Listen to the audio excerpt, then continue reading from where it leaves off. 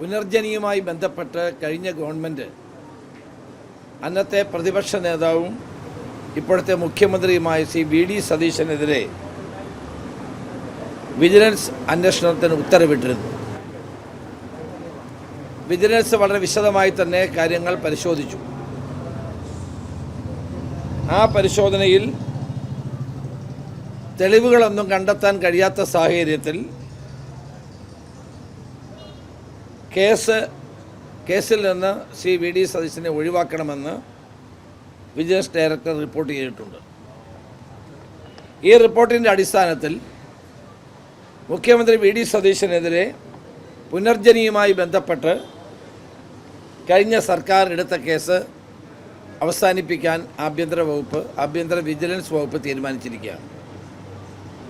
2018 പ്രളയത്തിൽ വീട് നഷ്ടപ്പെട്ടവർക്ക് വീട് വെച്ചു കൊടുക്കാനും വേണ്ടിയിട്ടുള്ള ധനസമാഹരണം നടത്താൻ വേണ്ടി വിദേശയാത്ര നടത്തിയെന്നും ആ വിദേശയാത്രയിൽ ധനസമാഹരണം നടത്തിയെന്നുമാണ് കഴിഞ്ഞ സർക്കാരിൻ്റെ നിർദ്ദേശപ്രകാരം വിജിലൻസ് അന്വേഷണം നടത്തിയത്. ഈ അന്വേഷണത്തിൽ പുനർജനി പദ്ധതി നടപ്പാക്കുന്നതിന് എറണാകുളം ആസ്ഥാനമായ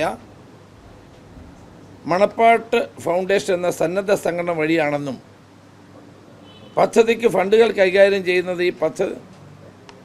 ചെയ്തിരുന്നത് ഈ പദ്ധതിയുടെ പേരിൽ മണപ്പാട് ഫൗണ്ടേഷൻ ആരംഭിച്ച ബാങ്ക് അക്കൗണ്ട് വഴിയും ഫൗണ്ടേഷനിലെ FCRA കറണ്ട് അക്കൗണ്ട് വഴിയുമാണെന്ന് വിജിലൻസിൻ്റെ പരിശോധനയിൽ വ്യക്തമാവുകയുണ്ടായി. ഇതിൽ അന്നത്തെ പ്രതിപക്ഷ നേതാവ് ഇന്നത്തെ മുഖ്യമന്ത്രി വി.ഡി. സതീശന് ഒരു പങ്കുമുണ്ടെന്ന് തെളിയിക്കാൻ വിജിലൻസിന് സാധിച്ചിട്ടില്ല. ഈ സാഹചര്യത്തിൽ അഴിമതി നിരോധന നിയമത്തിലെ 7A വകുപ്പുകളിൽ പറയുന്ന കുറ്റങ്ങളൊന്നും ശ്രീ വി.ഡി. സതീശൻ ചെയ്തിട്ടില്ല എന്ന് അസന്നിഗ്ധമായി തെളിയിക്കപ്പെട്ടിരിക്കുകയാണ്. ഈ കേസിൽ വിജിലൻസ് ആംഗിൾ ഒന്നും തന്നെ കണ്ടെത്താൻ കഴിഞ്ഞിട്ടില്ല.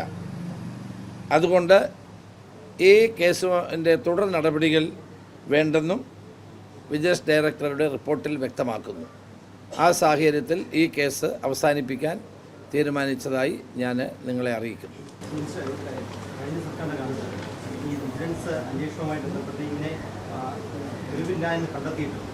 ഒരു കേന്ദ്ര ഏജൻസി അന്വേഷിക്കണം, നിയമങ്ങളുടെ ലംഘനം നടന്നിട്ടുണ്ടെന്ന് പരിശീലനം അന്ന് ഒരു റിപ്പോർട്ട് കൊടുത്തിരുന്നു. അത് കഴിഞ്ഞ സർക്കാർ തന്നെ അതിൻ്റെ രേഖകൾ പുറത്തുവിട്ടതാണ്.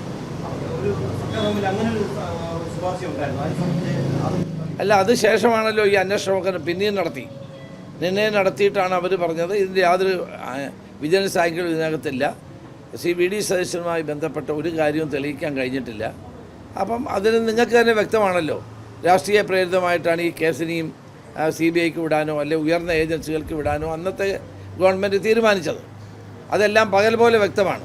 തന്നെയുമല്ല, ഈ അന്വേഷണത്തിൽ ഒരു കാര്യം വളരെ വ്യക്തമായി, അന്നത്തെ പ്രതിപക്ഷ നേതാവ് ഇന്നത്തെ മുഖ്യമന്ത്രിക്ക് ഇതുമായി യാതൊരു ബന്ധവുമില്ല, 1 രൂപയുടെ പോലും ഇടപാടുകൾക്ക് അദ്ദേഹം ഉണ്ടായിട്ടില്ല എന്നുള്ളത് വളരെ വ്യക്തമാണ്, വളരെ ക്ലിയറാണ്. ഞാൻ ആ ഫയൽ മുഴുവൻ പഠിച്ചിട്ടാണ് പറയുന്നത്, വളരെ ക്ലിയറാണ്.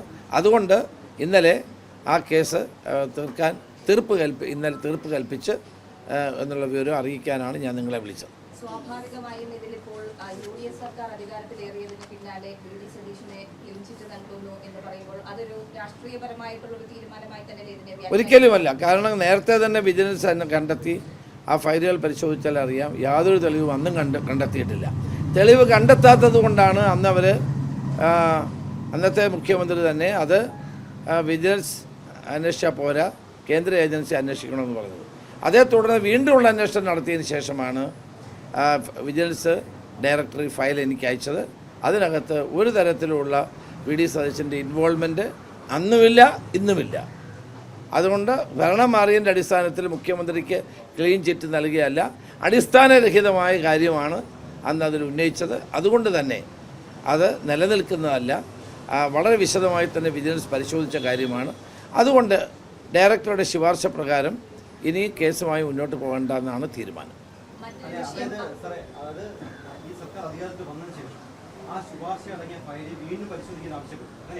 അങ്ങനെയല്ല. ആ പുതിയ ഗവൺമെൻറ് വരുന്നതിന് മുമ്പ് തന്നെ ഡയറക്ടർ ഇത് പരിശോധിച്ച ശേഷമാണ് ഇപ്പോൾ ഈ ഫയൽ എൻ്റെ മുമ്പിൽ വന്നത്. ഞാനിത് പരിശോധിച്ചപ്പോൾ ഇനി ഇതുമായി മുന്നോട്ട് പോകേണ്ട യാതൊരു കാര്യവുമില്ല. നേരത്തെയും വ്യക്തമായിരുന്നു ഇന്നത്തെ മുഖ്യമന്ത്രിക്ക് അതുമായി യാതൊരു പങ്കുമില്ലായിരുന്നു. പിന്നെ രാഷ്ട്രീയ പ്രേരിതമായിട്ടാണ് CBIക്ക് വിടാൻ അല്ലെങ്കിൽ കേന്ദ്ര ഏജൻസിക്ക് വിടണമെന്നത് എന്നുള്ള തീരുമാനം അവരെടുത്തത്. പക്ഷേ അതിനുശേഷം വിജിലൻസ് ഡയറക്ടർ പരിശോധിച്ച ശേഷം എനിക്ക് നൽകിയ ഫയൽ ഇതുമായി ഇനി മുന്നോട്ട് പോകേണ്ട ആവശ്യമില്ലെന്നും വിജിലൻസ് ആംഗിൾ ഇതിലില്ലെന്നും VD സതീശൻ ഇതുമായി യാതൊരു ബന്ധവുമില്ലെന്നും അസന്നിഗ്ധമായി തന്നെ ഫയൽ എഴുതി അറിയിച്ചിട്ടുണ്ട്. അതിൻ്റെ അടിസ്ഥാനത്തിൽ കേസുമായി ഇനി മുന്നോട്ട് പോകേണ്ടതാണ് തീരുമാനം. മറ്റൊരു വിഷയം, ഈ ദില്ലിയിൽ നടന്ന സമരത്തിന് ഐക്യദാർഢ്യം പ്രഖ്യാപിച്ച് കേരളത്തിലുടനീളം പ്രതിഷേധങ്ങൾ നടന്നിരുന്നു. അതിൽ 5000-ഓളം കേസുകൾ എടുത്തിട്ടുണ്ട്. അത് പിൻവലിക്കണമെന്ന് പ്രതിപക്ഷ നേതാവ് ഒരു കത്ത് മുഖ്യമന്ത്രിക്ക് കൊടുത്തിരുന്നു. അത് അങ്ങേക്ക് ഫോർവേഡ് ചെയ്തിട്ടുണ്ടെന്നാണ് CM ഓഫീസ് പറഞ്ഞിരുന്നത്. അതിലെന്തെങ്കിലും നടന്നു? അത് ഞാൻ DGPക്ക് കൊടുത്തു. അങ്ങനെ കേസുമായി മുന്നോട്ട് പോകണമെന്നുള്ള താല്പര്യം ഗവൺമെൻറ്റിലില്ല.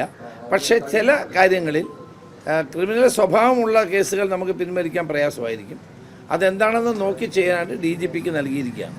അതുപോലെ ഈ കുണ്ട്രയിലെ സിയാദിന്റെ കേസുമായി ബന്ധപ്പെട്ടുകൊണ്ട് അവിടുത്തെ പോലീസ് ഉദ്യോഗസ്ഥർക്കെതിരെ ഗുരുതരമായിട്ടുള്ള ആരോപണങ്ങളാണ് ഓരോ ദിവസവും പുറത്തുവരുന്നത്. ഒരു ഗുരുതരമായ ആരോപണവുമില്ല. ഒരു പോലീസുകാരൻ അടിച്ചെന്നാണ് പറഞ്ഞത്, അയാളെ സസ്പെൻഡ് ചെയ്തു. ഈ വ്യക്തിയുടെ പോസ്റ്റ്മോർട്ടം റിപ്പോർട്ടും എല്ലാം പരിശോധിച്ചപ്പോൾ ഹെപ്പറ്റൈറ്റിസ് C മൂലമാണ് അദ്ദേഹം മരിച്ചത്.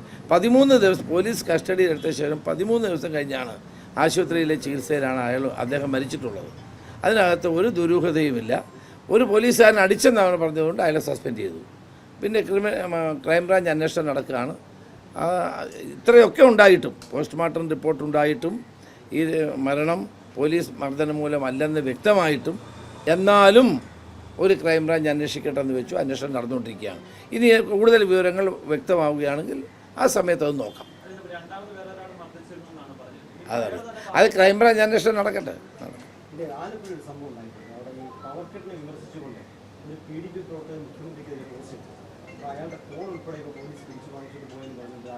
എനിക്കറിയില്ല, ഞാൻ പരിശോധിക്കാം.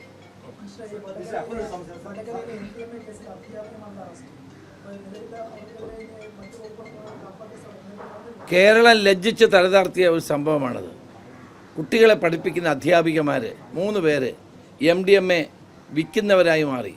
നമ്മൾ ആലോചിക്കുക, മരണത്തിൻ്റെ വ്യാപാരികളായി ഈ അധ്യാപകർ മാറുന്നു. നമുക്ക് ഞെട്ടലോടെയാണ് കേരളം കേട്ടത്. എങ്ങനെ അംഗീകരിക്കാൻ കഴിയും? കുട്ടികൾക്ക് വഴി പറഞ്ഞു കൊടുക്കേണ്ട, കുട്ടികളെ നേരായ മാർഗത്തിലൂടെ നയിക്കേണ്ട അധ്യാപകരാണ് ഇത് ചെയ്തത് എന്നുള്ളത് ഗുരുതരമായ കാര്യമല്ലേ? തീർച്ചയായിട്ടും അവരുടെ പേരിൽ കേസെടുക്കും, അവരുടെ പ്രോപ്പർട്ടികൾ കണ്ടെത്തും, ശക്തമായ നടപടിയുമായി മുന്നോട്ട് പോകും. ഇനി ഇതിൽ കൂടുതൽ ആരെങ്കിലും ഉണ്ടോ എന്നുള്ള കാര്യം പരിശോധിക്കണമെന്ന് അവരോട് നിർദ്ദേശിച്ചിട്ടുണ്ട്. അത്തരത്തിലുള്ള പരിശോധനയും മറ്റ് കാര്യങ്ങളും നടന്നുകൊണ്ടിരിക്കുകയാണ്. ഇതൊരിക്കലും അംഗീകരിക്കാൻ കഴിയുന്നതല്ല. കഴിഞ്ഞ വിജിലൻസ് ഡയറക്ടർ ഒരു വിജിലൻസിന്റെ ആംഗിൾ തെളിയിക്കാൻ പറ്റിയില്ല. ഒരു കേന്ദ്ര ഏജൻസിയെ ശുപാർശ കൊടുത്തത്. ആ ശുപാർശ ഉൾപ്പെടെയാണോ ഡ്രോപ്പ് ചെയ്തത്? അത് ഇതുമായി ബന്ധപ്പെട്ട ആ വിജിലൻസിൻ്റെ അന്വേഷണം ഞങ്ങൾ പരിപൂർണമായി അവസാനിപ്പിച്ചിരിക്കുകയാണ്. വിജിലൻസ് ഡയറക്ടറുടെ ഫയൽ ഉണ്ടായിട്ടുണ്ട്. ഒരു കേന്ദ്ര ഏജൻസിയുടെ അന്വേഷണവും എന്തിനാണെന്ന് എനിക്ക് പറയാം. അത് രാഷ്ട്രീയ പ്രേരിതമായിട്ട് അവർ ചെയ്തതാണ് കഴിഞ്ഞ ഗവൺമെൻറ്.